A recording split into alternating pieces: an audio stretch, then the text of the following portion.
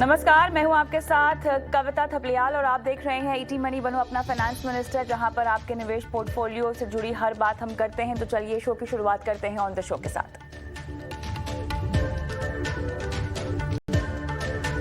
महंगाई का डंक पड़ेगा भारी, घर के बजट से लेकर निवेश पर हुई कमाई या हो पेंशन की राशि, महंगाई से बच के रहना है जरूरी। लोन लेना आसान है लेकिन चुकाने पर कोताही बढ़ती तो पड़ेगा इसका असर क्रेडिट स्कोर पर।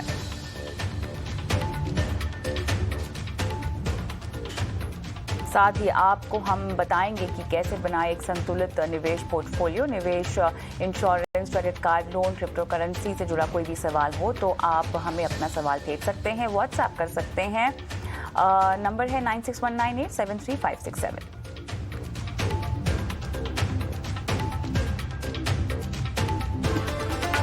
चलिए मेहमान से मिलाते हैं। आज हमारे साथ आनंद आची वेल्थ के डिप्टी सीईओ फिरोज अजीज जुड़ गए हैं। फिरोज, गुड इवनिंग, स्वागत है आपका। चर्चा की शुरुआत करें क्योंकि आज हम मोटे तौर पर महंगाई पर ही बात करेंगे, लेकिन उससे पहले एमफी के जो आंकड़े आए हैं उस पर हम एक नज़र डाल लेते हैं और आपका टेक जान लेते हैं कि इन आंकड़ों को हम कैसे पढ़ें। जनवरी के मुकाबले अगर हम देखें तो फरवरी में जो नेट निवेश किया गया है, जो हम आंकड़े सामने आ रहे हैं इक्विटी ओरिएंटेड फंड्स में, लगभग 19,705 करोड़ का आंकड़ा गया आया है, जो कि जनवरी में 14,888 करोड़ का था। अगर हम इक्विटी फंड्स के अंदर ही देखें फिरोज, तो फ्लेक्सी कैप और सेक्टोरल फंड्स में यहाँ पर साफ तौर से फायदा होता हुआ दिखाई दे रहा है, जहाँ पर इनफ्लो के आंकड़े बढ़ते हुए दिखाई दिए, तकरीबन 3,000 करोड़। इतना ही नहीं, हमने डेट सेगमेंट में भी जो इनफ्लोज हैं उनमें अगर हम देखें तो लिक्विड फंड्स में लगभग 40,273 करोड़ का आंकड़ा आता हुआ देखा है। लेकिन आउटफ्लोज के भी आंकड़े कुछ सामने आ रहे हैं, जिसमें कॉर्पोरेट बॉन्ड फंड्स हैं और इसमें हमने नेट आउटफ्लो का आंकड़ा आता हुआ देखा है लगभग 10,000 करोड़ का।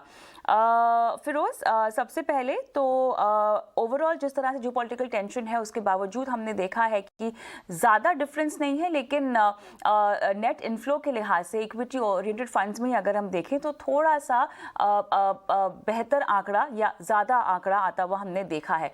अब ये हमें समझाएं कि इतनी अनसर्टेनिटी के बावजूद भी क्या हम ये आंकड़ों को देखकर कह सकते हैं कि निवेशकों ने थोड़ा सा निचले लेवल पर निवेश करने की कोशिश की है और हिम्मत दिखाई है? कविता जी, ये आंकड़े बहुत ज्यादा हार्ड नहीं है, क्योंकि पिछली काफी फॉल्स को देखें हम इंडिया में तो डोमेस्टिक म्यूचुअल फंड इनफ्लोस में मार पड़ती है। ये पहली बार ऐसा देखने को मिल रहा है अर्जों के बाद कि इतनी अनसर्टेनिटी के बावजूद नेट इनफ्लोस बहुत हेल्दी रहे हैं। 20,000 करोड़ अप्रोक्सीमेटली 30-35% हायर देन जनवरी, एक बहुत अच्छा साइन है। ये नंबर सिर्फ एक 20,000 करोड़ का इनफ्लो नहीं है, ये एक साइन है कि इंडियन इन्वेस्टर बहुत सेंसिबल है। जहां पे एफआईआईज बेच रहे हैं, 47,000 करोड़ की सेलिंग की थी फरवरी में, 39,000 करोड़ की सेलिंग एफआईआईज ने कर ली है पहले 8-9 दिनों में इस महीने के। सो एफआईआईज बेच रहे हैं, डोमेस्टिक रिटेल और एचएनआई सेंसिबल है कि लोअर लेवल्स पे खरीद रहा है और जज्बातों में नहीं बह रहा है। That's point 1। पॉइंट 2, काफी सारे लोग जो एक करंट स्थिति में जो वॉलेटिलिटी देखने को मिली है, डायरेक्ट इक्विटी जो फर्स्ट टाइम इन्वेस्टर्स थे उनको आज एक जोल्ट मिला है वॉलेटिलिटी की वजह से, तो म्यूचुअल फंड की तरफ झुकाव कर रहे हैं क्योंकि that's a more risk adjusted better platform. Point 2। Point 3, एक एनएफओ भी आया था, जैसे एसबीआई का मल्टी कैप का एनएफओ $1 बिलियन प्लस कलेक्ट करना एक प्रॉक्सी माना जाएगा इंडियन डोमेस्टिक सेंटिमेंट पे। I think this is the great news, क्योंकि बहुत ज्यादा जरूरी है फरवरी के आंकड़े, क्योंकि मार्केट की जो वॉलेटिलिटी पे फ्री फॉल होने से बचने का एक ही जरिया है डोमेस्टिक मजबूती। अगर वो बरकरार रहती है तो मार्केट्स बायोंट रहेंगे। We will be one of the best outperforming indices in the world. यहाँ पर एक आंकड़ा जो चौंकाने वाला है वो है ईटीएफ इनफ्लो का, जो कि लगभग 169.2% मंथ ऑन मंथ बढ़कर 10,791 करोड़ पर पहुंच गया है फरवरी में। इस आंकड़े को पढ़कर आप क्या कहेंगे? देखिए ईटीएफ के जो इन्फ्लोज आते हैं वो ज्यादातर इंस्टीट्यूशन से आते हैं। तो इंस्टीट्यूशन स्पेशली आज की डेट में ईटीएफ के सबसे लार्जेस्ट इन्वेस्टर्स हैं ईपीएफओ, एम्प्लॉय प्रोविडेंट फंड की जो ऑर्गेनाइजेशन है। उन्होंने कई 2-3 सालों पहले इक्विटी में निवेश करने का उन्होंने निर्णय लिया था, और यूटीआई और एसबीआई दोनों एसेट मैनेजमेंट कंपनीज ज्यादातर ये पैसा मैनेज करती हैं। तो इंस्टीट्यूशनल मनी ये ईटीएफ के आंकड़े को ऊपर ले जा रही है। That's point one. डोमेस्टिकली भी इंडिविजुअल्स भी ईटीएफ्स को प्रेफर करते हैं जब रिस्क एवर्जन होती है, तो वो सिंपल प्रोडक्ट जो निफ्टी जैसी ईटीएफ या सेंसेक्स जैसी ईटीएफ अगर ये दोनों ही सस्ती मिल रही हैं तो वो दिमाग लगाए बगैर फंड सिलेक्शन पे खरीदने की चाह रखते हैं। And that's what is visible, specially institutional money is moving this number up. Kavita, चलिए, तो यहाँ पर तो हम यही उम्मीद करेंगे कि निवेशकों का रुझान इस तरह बढ़ता ही रहे, और एसआईपी की कंट्रीब्यूशन भी थोड़ा सा इजाफा इसमें देखा गया है फिरोज। यस, मार्जिनल सेम माना जाएगा नंबर 11,600 और 11,450 अंदाजन ऑलमोस्ट सिमिलर है। फरवरी एक छोटा महीना है in terms of investment periods, 28 दिन का महीना है, जनवरी 31 दिन का महीना था। तो मैं इसको ज्यादा बढ़त भी नहीं मानूंगा और घटना भी नहीं मानूंगा, ऑलमोस्ट इक्वल है। बट ये बहुत हार्टनिंग है क्योंकि लास्ट टाइम की जब फॉल्स थी, स्पेशली 2018 की फॉल्स में काफी एसआईपी स्टॉप हुई थी। और 4 साल की जो एजुकेशन की है कविता जी, इलेक्ट्रॉनिक मीडिया ने, ईटी स्वदेश ने भी अभी इतना बड़ा अभियान चलाया है, तो काफी रिटेल इन्वेस्टर समझदार हो गए और एसआईपी को नहीं रोक रहे और एसआईपी में ज्यादा पैसे बढ़ा रहे हैं, specially during down cycles, which is a heartening thing. Alright, तो चलिए, यहाँ पर एम्फी के जो आंकड़े आते हैं महीना दर महीना, उससे ये पता चलता है कि निवेशकों का रुझान किस ओर बढ़ रहा है निवेश में, और जनवरी के मुकाबले मामूली इजाफा चुनिंदा एरियाज में इन्वेस्टमेंट्स को लेकर इस रिपोर्ट में दिखाई दे रहा है। लेकिन आगे बढ़ते हैं, और आज हमारा मुद्दा शो पर है महंगाई का, जिसकी चौतरफा मार हम पड़ती हुई देख रहे हैं। अब इससे होने ये वाला है कि आपके घर का बजट हो, आपके किचन का बजट हो, आपकी इन्वेस्टमेंट्स हो, आपके हाथ में जो पेंशन आती है, आपके जो लक्ष्य हैं, सबका जो तालमेल है, सबकी जो प्लानिंग है, वो कुछ हद तक बिगड़ सकती है। फिरोज, दुनिया के कई देशों में महंगाई पहले से ही थी, ठीक है, अब इसमें हम वॉर को बीच में ले आते हैं जहां पे सिनेरियो और बिगड़ जाता है। क्लियरली यहां पर बढ़ती हुई महंगाई और घटती हुई ग्रोथ इक्वल टू बढ़ा हुआ इन्फ्लेशन। अब जो है, ये इन्फ्लेशन केवल भारत के लिए नहीं है, ये पूरी दुनिया भर के लिए है। लेकिन एक निवेशक के लिए, एक आम आदमी के लिए, आपके लिए, हमारे लिए, ये कई एरियाज में, कई पैमानों पर हम देखेंगे इसका इम्पैक्ट होगा। हर चीज़ पर होगा, क्योंकि आपकी कमाई तो बढ़ नहीं रही है। अगर आपकी कमाई बढ़ भी रही है तो क्या वो महंगाई की तुलना में बढ़ रही है? ये भी एक बहुत बड़ा सवाल है। तो महंगाई जो ऑलरेडी हमारे लिए एक चिंता थी, अब ये बेलगाम होती हुई दिखाई दे रही है। यस कविता जी, जो सीपीआई का आंकड़ा है जनवरी का, वो 6.01% पे आया है। CPI is consumer price index. ये रिटेल महंगाई को मेजर करता है। 6% एक आउटर लिमिट मानी जाएगी। 4.5 से 6.5% की आरबीआई ने लिमिट सेट की थी, तो ये higher end of the range पे है, 0.1।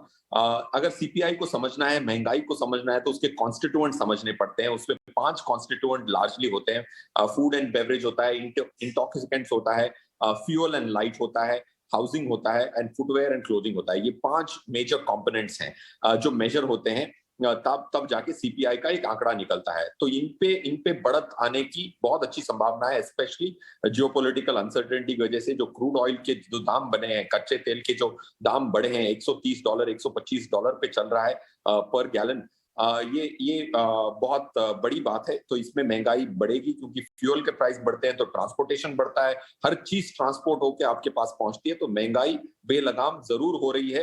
एंड यही होप है और उम्मीद भी है कि ये ट्रांजिटरी होगा, और ये जब जियोपॉलिटिकल टेंशंस कम होंगी तब महंगाई वापस कंट्रोल में आ जाएगी। बट शॉर्ट टर्म में ये महंगाई बढ़ती हुई जरूर दिख रही है, और ये जरूर एक रिटेल निवेशक के लिए चिंता का विषय है।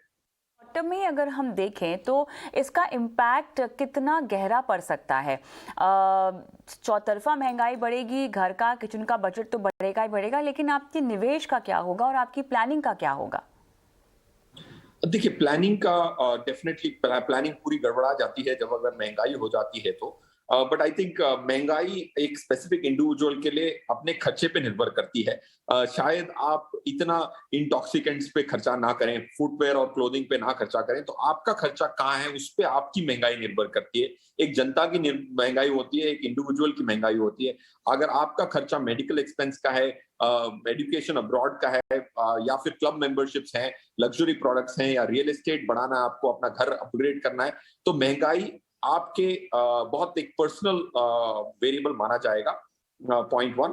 बट इसका इम्पैक्ट इन्वेस्टमेंट्स पे भी होता है, घर के खर्चों पे भी होता है, हर जगह से ये मात देता है। ऑफ कोर्स आपकी एफडीज के रेट्स भी जो होते हैं वो महंगाई से नीचे आ जाते हैं, जिसको कहते हैं रियल रिटर्न। रियल रिटर्न का ये मायने है कि आपकी अगर रिटर्न 6% की है और महंगाई 6% है, इसका मतलब ये है कि आपने कोई रिटर्न नहीं कमाई, क्योंकि 6% की बढ़त थी और कमोडिटीज भी 6% से बढ़ गई या महंगाई 6% से बढ़ गई, तो आपकी रियल रिटर्न 0 हो गई, 6 - 6।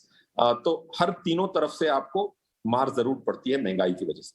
अब मुझे ये समझाएं कि इस पूरे समीकरण में जिसके लक्ष्य नजदीक आ रहे हों, उनका तो बजट बढ़ गया होगा अपने लक्ष्य को लेकर। मेरे हिसाब से कविता जी, जो शॉर्ट टर्म गोल्स हैं उसमें इतना प्रॉब्लम नहीं होता है। महंगाई लॉन्ग टर्म में बड़ा इम्पैक्ट करती है, क्योंकि 6%, 5% बढ़ना तो नॉर्मल है। 5% बढ़ना नॉर्मल है, 1% अधिक, विच इज ओके। बट अगर ये 6% कंपाउंड होता जाए 10 साल बाद और आपने एफडीओ में पैसा लगा रखा है, तो आपके गोल मीट करने की संभावना बहुत गिर जाती है।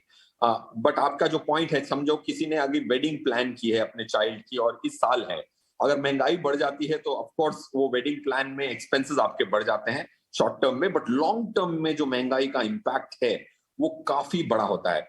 हमने 40-41 साल के महंगाई को जोड़ के देखा, तो जो काम हम 5 रुपए में कर सकते थे, जो खरीद सकते थे 5 रुपए में 1979 1980 में, उसी चीज के लिए आज हमें 100 रुपए की जरूरत है। तो 20 गुना ज्यादा पैसे आपको चाहिए 40 साल में। तो महंगाई लॉन्ग टर्म में बहुत इंपैक्ट करती है। इसीलिए inflation proof portfolios for long term goals are pretty essential.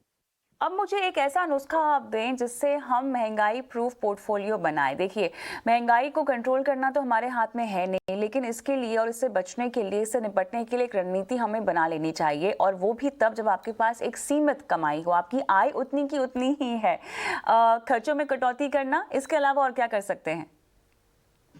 खर्चों में कटौती करने के अलावा आप इक्विटी और डेट का जो संतुलन है उसको रिविजिट करें, क्योंकि अगर महंगाई बढ़ती है तो डेट के जो ब्याज दरें हैं वो तो बढ़ती ही हैं, बट इक्विटी एकमात्र साधन है फाइनेंशियल इंस्ट्रूमेंट्स में जो महंगाई को लॉन्ग टर्म में बीट करने की क्षमता रखती है। और उसने साबित भी किया है कि लंबी अवधि में 10 इयर्स की इन्वेस्टिंग में महंगाई को हमेशा इक्विटी ने मात दिया है। तो इक्विटी के अगर प्रोपोर्शंस आपकी 15, 20, 25, 30% है या 40% है, तो उसको रीलुक करके 10% से अपनी इक्विटी एलोकेशन को बढ़ाएं। अगर आप 40-60 पे हैं, 40 फेवरिंग इक्विटी, उसको 50-50 कर लें। अगर आप 30-70 पे हैं तो 40-60 कर लें। 10% का इजाफा अगर आप अपनी इक्विटी एलोकेशन में करेंगे, आज के मौजूदा स्थिति में जब मार्केट्स डाउन है, तो आप महंगाई की जो 1% एक्स्ट्रा मार आपको पड़ रही है उसको आप मिटिगेट कर पाएंगे अगले 10 सालों में। ऑलराइट, तो चलिए, यहाँ पर महंगाई से निपटने का प्लान तो आपको बता दिया है। एक और सवाल, क्योंकि हम महंगाई और बाजार की चाल पर बात कर ही रहे हैं, एक अहम सवाल ये भी उठता है कि इस मौके पर मौजूदा चाल में जिसके गोल्स नज़दीक आ रहे हों या ऑलमोस्ट आ ही गए हों, उन्हें अब कैसे निपटना चाहिए, क्योंकि उनकी फाइनेंशियल प्लानिंग और finances all over the place होंगे फिलहाल बदलते हुए समीकरण की वजह से। तो उनको जो अगर उनके गोल्स ऑटोमेटिकली अभी नजदीक पहुंच गए हैं और महंगाई बढ़ गई है, अगर उनके पैसे उन्होंने अभी तक इक्विटी में रखे हैं तो वहां भी वैल्यू घट गई होगी। तो इम्पोर्टेंट है कि वापस अपने करंट गोल को रिकैलिब्रेट करें महंगाई के हिसाब से, पॉइंट 1। पॉइंट 2, अगर शॉर्ट टर्म बाउंस बैक आता है, अगर आपने इक्विटी में रखा हुआ है तो उसको प्लीज एग्जिट करें और लास्ट 6 महीने, लास्ट 1 साल तक वेट ना करें, पॉइंट 2। पॉइंट 3, आज की जो करंट स्थिति है उसमें इंटरेस्ट रेट्स भी बढ़े हैं। 1% से बढ़त देखने को मिली है गवर्नमेंट बॉन्ड्स में ही। 5 साल के गवर्नमेंट बॉन्ड्स में, 2 साल के गवर्नमेंट बॉन्ड में 70-80 पैसा की इजाफा देखने को मिला है लास्ट 2-3 मंथ्स में। तो आप अपने पैसे निकाल के एक आर्बिट्राज फंड में लगा सकते हैं या शॉर्ट टर्म डेट फंड में लगा के वेट कर सकते हैं, जहां पे आपको 5-5.5% की रिटर्न आ सकती है till the time the goal arrives in the next 6 months to 2 year period। चलिए, तो यहाँ पर अब हम रुक करेंगे सवालों की ओर और एक एक करके दर्शकों के सवालों के जवाब भी हम लेना शुरू करते हैं। क्या आयुष शर्मा हमारे दर्शक फोन लाइन पर हमारे साथ हैं? आयुष, हाय, गुड इवनिंग, कैसे हैं आप? जी मैम, ठीक है। कहाँ से बोल रहे हैं? हम लखनऊ से मैम। क्या उम्र है आपकी? 25। आपने ये निवेश कब से शुरू किया है? लास्ट 3 months है। ये आप आपकी जॉब है और अपने सैलरी में से पैसे बचाकर आप इन्वेस्टमेंट करते हैं? Yes ma'am. ओके, किसने रेकमेंड की हैं आपको ये फंड्स? ये मैम अपने आप मैंने नेट पे थोड़ा रिसर्च किया है, बाकी किसी से मतलब प्रोफेशनल एडवाइस नहीं ली अभी। ओके, एक्सिस ब्लू चिप है, आदित्य बिरला डिजिटल इंडिया है, एक्सिस का ग्रोथ अपॉर्चुनिटीज़ है, कोटक का स्मॉल कैप है, एसबीआई कॉन्ट्रा है, पीजीएम फ्लेक्सी कैप है। इसके अलावा भी आप शेयर मार्केट में निवेश करते हैं? इसके अलावा नहीं है मैम। मेरा लॉन्ग टर्म का व्यू है 15 years का, और ये 14-15% के हिसाब से जो भी रिटर्न होगा वो ठीक रहेगा हमारे लिए। कितना कॉर्पस इकट्ठा करने का लक्ष्य है? कोई स्पेसिफिक अमाउंट नहीं है मैम। लॉन्ग टर्म में जो है 14-15% के हिसाब से जो भी अमाउंट होगा वो ठीक रहेगा। लेकिन आप निवेश बढ़ाएंगे भी ना? 10% का व्यू है ma'am, year by year. Okay, तो मैं आपको पहली बार आप निवेश कर रहे हैं ऐसा समझ सकती हूँ ना? New investor, first time investor. जी मैम। ओके, फिरोज, जिस तरह के फंड्स इन्होंने इकट्ठा किए हैं, पहली बार के निवेशक को शायद हम इस तरह के फंड्स रेकमेंड नहीं करते हैं। क्लियरली थोड़ा सा मुझे लगता है कि आपको इनकी रणनीति में बदलाव करना होगा। बताएं, अभी तो कह रहे हैं कि कोई गोल नहीं है इनके, लेकिन बने रहने का इरादा है अपने ड्यूरेशन में। तो अब ऐसे में चॉइस ऑफ फंड्स आयुष के लिए और वो तमाम दर्शकों के लिए जो इस तरह के माहौल में अपनी इन्वेस्टमेंट शुरू करना चाहते हैं, क्या फूंक फूंक के कदम रखना होगा, या आपको लगता है कि आपने निर्णय ले ही लिया है तो आपको अच्छे फंड सिलेक्ट करने हैं और बस शुरू कर देना है इन्वेस्टमेंट? कविता जी, आयुष जी की जो पहले 1-2 सिंपल प्रिंसिपल्स है, टाइम फ्रेम इन्होंने टिक मार्क कर दी 15 साल बोल के। दूसरा, अपनी एसआईपी बढ़ाने की, जैसे आपने सवाल पूछा तो इन्होंने कहा कि 10% हर साल बढ़ा सकते हैं। तो ये फंडामेंटल अच्छे प्रिंसिपल्स इन्होंने ले डाउन किए। 6 स्कीम्स खरीदे हैं, लखनऊ से हैं तो बड़ा लज्जतदार पोर्टफोलियो बनाया इन्होंने। डिजिटल स्कीम भी ले रखी है, डिजिटल इंडिया जो थीमेटिक स्कीम है वो नहीं होनी चाहिए मेरे हिसाब से। तो एक थीमेटिक स्कीम के बदले एक फोकस स्कीम, फोकस कैटेगरी से लेते हैं तो रिस्क थोड़ा ज्यादा होता है जैसे थीमेटिक में होता है, बट वो ज्यादा डिवर्सिफाइड होता है और आपको एक 2-3% एक्स्ट्रा रिटर्न देने की क्षमता रखता है। तो SBI focused, Aditya Birla digital को चेंज करके एसबीआई फोकस्ड कर सकते हैं। सो बेसिकली जैसा आपका सवाल था कि स्कीम सिलेक्शन कितनी इंपॉर्टेंट है, मेरे हिसाब से हर दर्शक को ये जानना चाहिए कि स्कीम्स बहुत है। 494 ओपन एंडेड स्कीम्स हैं जिसमें आप निवेश कर सकते हैं। जो स्कीम्स आप चुनेंगे वो बहुत इंपॉर्टेंट है, क्योंकि सबसे अच्छी स्कीम 1 साल में और सबसे बुरी स्कीम में अंतर ऑलमोस्ट 25% का साल दर साल का अंतर है। तो scheme selection is very important Kavita ji, to answer your pointed question. Point 2, इनकी 1-2 स्कीम्स में और बदलाव की जरूरत है। फ्रैंकलिन ब्लू चिप मेरे हिसाब से फॉरवर्ड लुकिंग पर्सपेक्टिव से काफी अच्छी स्कीम होगी। पास्ट परफॉर्मेंस के हिसाब से इतनी बेहतरीन नहीं है, बट फ्यूचर परफॉर्मेंस के हिसाब से ज्यादा है, क्योंकि इसकी वैल्यू प्रिंसिपल के स्टॉक्स ज्यादा है। So SBI Franklin blue chip scheme ये अपने पोर्टफोलियो में शामिल कर सकते हैं। बहुत खुशी की बात यह है कि आयुष ने एसबीआई कॉन्ट्रा फंड चूज किया है, जो हमारी रिकमेंडेशन में अभी आया है, क्योंकि उसके स्टॉक्स जो हैं काफी स्टेबल और डिफेंसिव स्टॉक्स हैं, मार्केट वॉलेटिलिटी को इजीली वेदर करने की क्षमता रखते हैं। So that's one scheme which I am very happy about. PGIM की फ्लेक्सी कैप भी बहुत अच्छी स्कीम है। एसबीआई कोटक की स्मॉल कैप स्कीम में भी ये बने रह सकते हैं।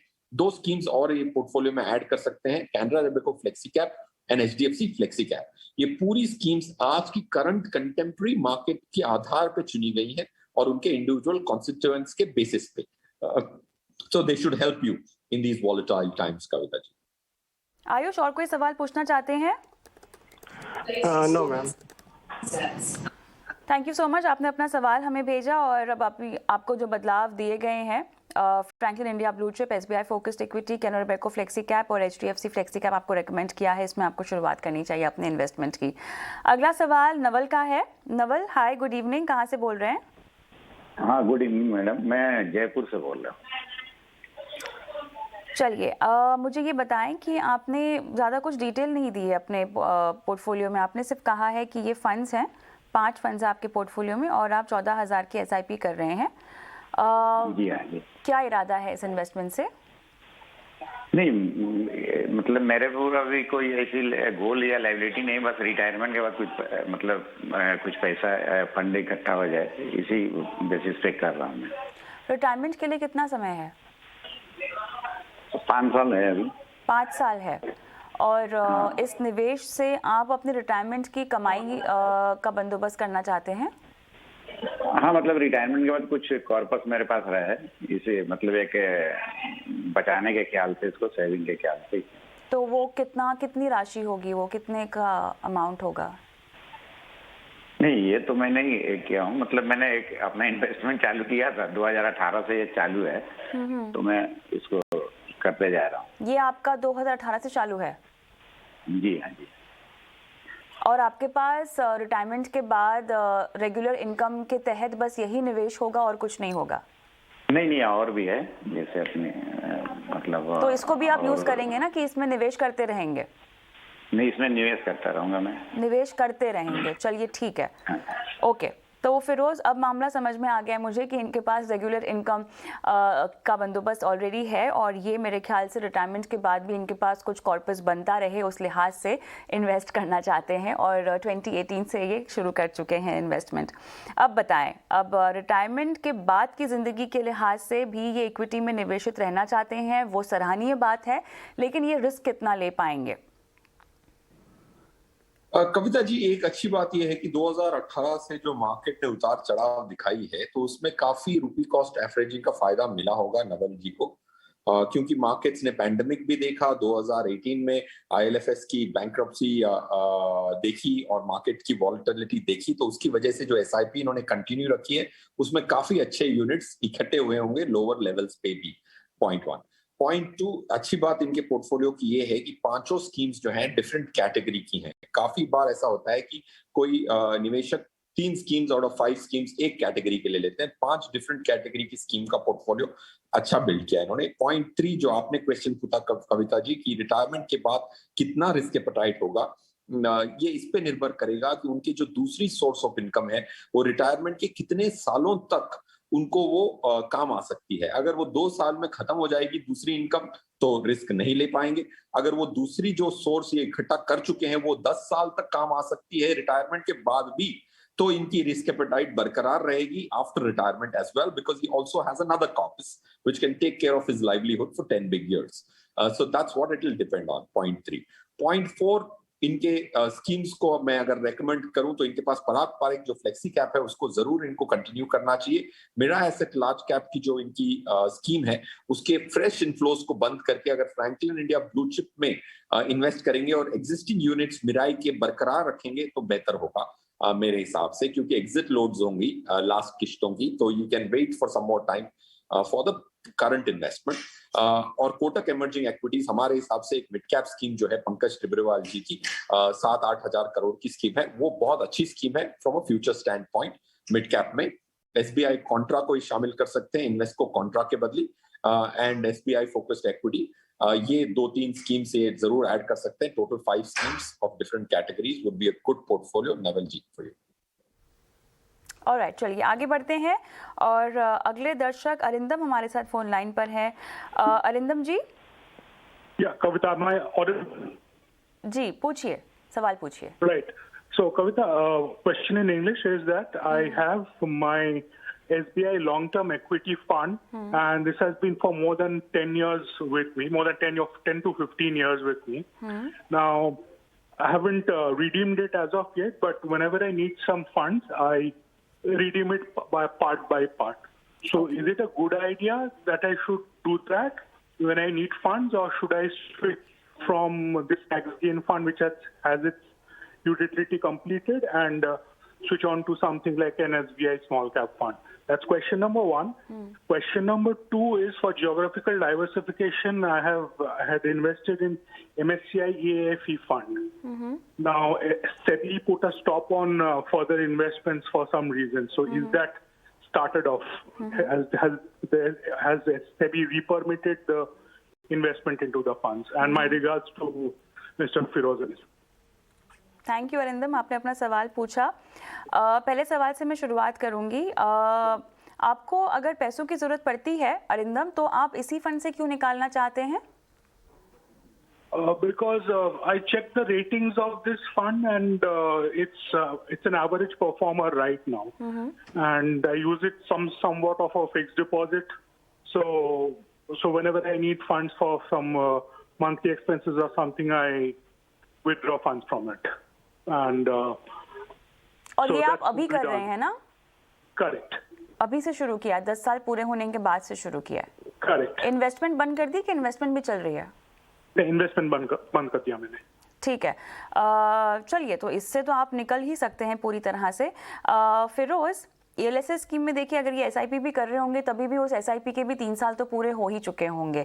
पैसे निकालने में कोई प्रॉब्लम नहीं है, लेकिन फर्स्ट ऑफ ऑल जिस तरह से इस फंड को ये इन्वेस्टमेंट रोकने के बाद भी ट्रीट कर रहे थे, वो लगभग एक लिक्विड फंड जैसा था, तो वो एक अप्रोच गलत है। और दूसरा, आपको कहीं और पैसे डाल देने चाहिए, क्योंकि यहाँ पर भी आपके पैसे बस पड़े ही हुए हैं और आप निकाल के उसका इस्तेमाल कर रहे हैं। तो मेरे ख्याल से बेटर एलोकेशन ऑफ फंड्स यहाँ पे किया जा सकता था, जो कि इन्होंने शायद नहीं किया। अच्छा हुआ सवाल पूछ लिया हमसे। तो अगर ELSS कैटेगरी में ही जाना है तो किस में जाएं? और मेरे ख्याल से ये स्मॉल कैप में भी इंटरेस्ट दिखा रहे हैं। तो आई बिलीव अरिंदम, आपके पास बाकी कैटेगरीज हैं, आपके पोर्टफोलियो में वेल डाइवर्सिफाइड है, इसीलिए आप स्मॉल कैप को कंसिडर कर रहे हैं। Each fund I do have HDFC small cap. I have Aditya Birla Sun Life Pure Value Fund, and I have the Nippon Growth Fund. तो आपको ELSS ही चाहिए ऐसा? इट्स नॉट इम्पोर्टेंट ना? Correct? I'm sorry. आपको ELSS ही चाहिए, ये जरूरी नहीं है ना? No, I don't need ELSS as of now. ठीक है, फिरोज। यस, कविता जी, अरिंदम को पहले तो जैसे इन्होंने कहा कि जब भी पैसे की जरूरत पड़ती है ये अपनी ELSS स्कीम से पैसे निकाल लेते हैं, ये सही रणनीति नहीं है Arindam ji. It's not a great idea, because जब भी आपको पैसे की जरूरत पड़े, जरूरी नहीं है कि फंड की परफॉर्मेंस भी अच्छी हो और मार्केट ऊपर हो।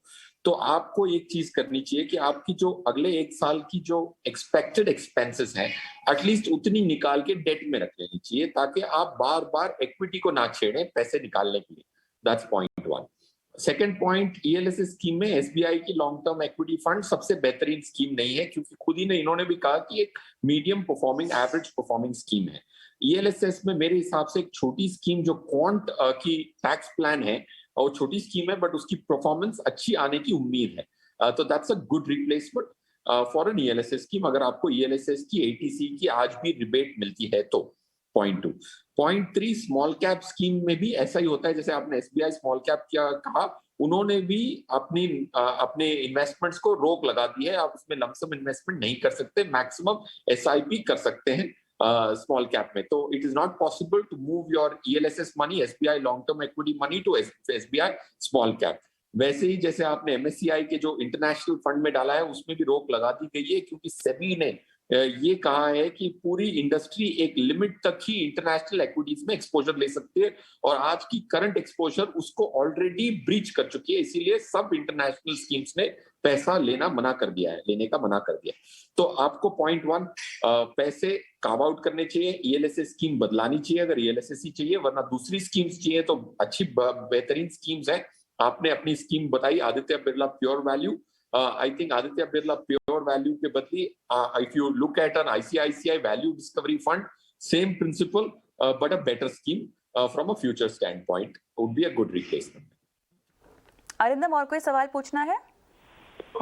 No, but has SEBI re-permitted, or is it going to be a long time before they start permitting the reinvestments again? अभी तक तो इसकी शुरुआत नहीं की गई है, लेकिन उम्मीद यही की जा रही है कि जल्द लिमिट बढ़ाकर जो है एक बार फिर से निवेशकों को निवेश करने की अनुमति एएमसीज की तरफ से मिल जाएगी। और कोई सवाल? No, ma'am. Much appreciated. Thank you so much. Thank you so much अपना सवाल हमसे पूछने के लिए। फिरोज, इसी के साथ आज के शो को आपके साथ हमें यही समाप्त करना पड़ेगा। बहुत बहुत धन्यवाद, आपने समय निकाला, तमाम दर्शकों के सवालों के जवाब दिए और फाइनेंशियल प्लानिंग करवाई उनकी।